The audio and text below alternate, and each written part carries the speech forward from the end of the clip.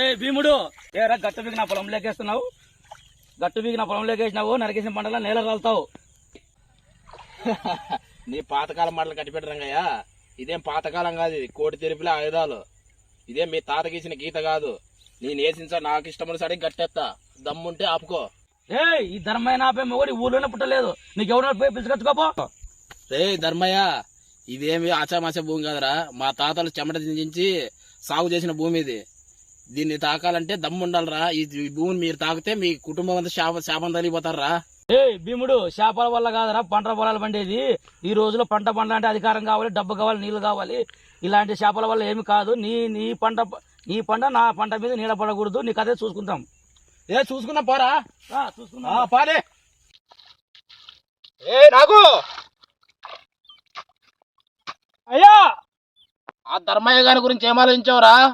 మనకి రావాల్సిన వాటా నీళ్ళు కూడా వాడి తిప్పుకుంటున్నాడు. వారి కథే చూడాలరా ఈరోజు మనం. ఇంతవరకు ఈ రాయలసీమలో నా అధికారాన్ని ప్రశ్నించడం లేరురా. అట్లాంటిది ఆ ధర్మయ్య గారు నా అధికారాన్ని తుకేయాలని చూస్తున్నాడు. మన అధికారానికి అడ్డం వస్తే ఏమవుతుందో మనకు చూపించాలరా.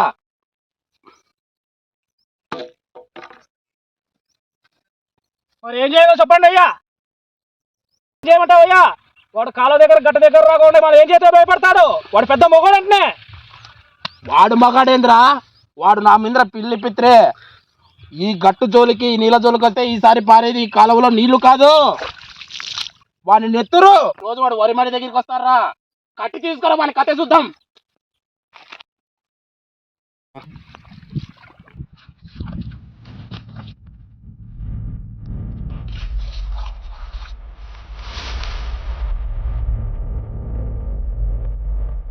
ఎవడరా నువ్వు నా గట్టు బిగుతున్నావు? నేను భీముడై మనిషి ధర్మయ్య, నీ మృత్యువుని. నువ్వు నన్ను చంపే మొగోనివే? చూస్తావా ధర్మయ్య?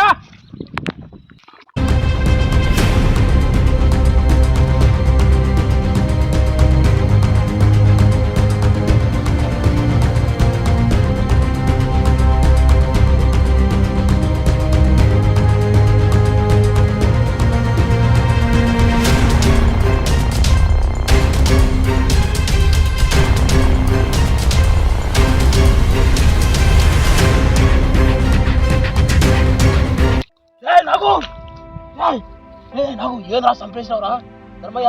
చంపినారా? ఎందుకురా మనం గట్టు బిగుతూనే చంపినారా? ఏందిరా ఇది? మన మూలంగా మన గొడవ వాళ్ళు ఒక నిండు ప్రాణం తీసినావు కదరా ధర్మయ్య.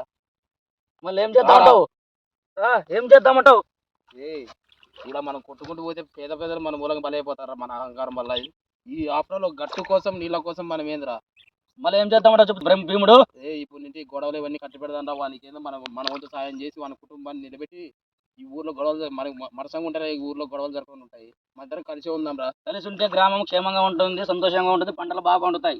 అంతేరా? ఓకే అంటావా? ఓకేరా. రేపు పొద్దున మనకి ఏదైనా ఊరికి మనం నిలబడాలా. సరేరా. సరే భీముడు.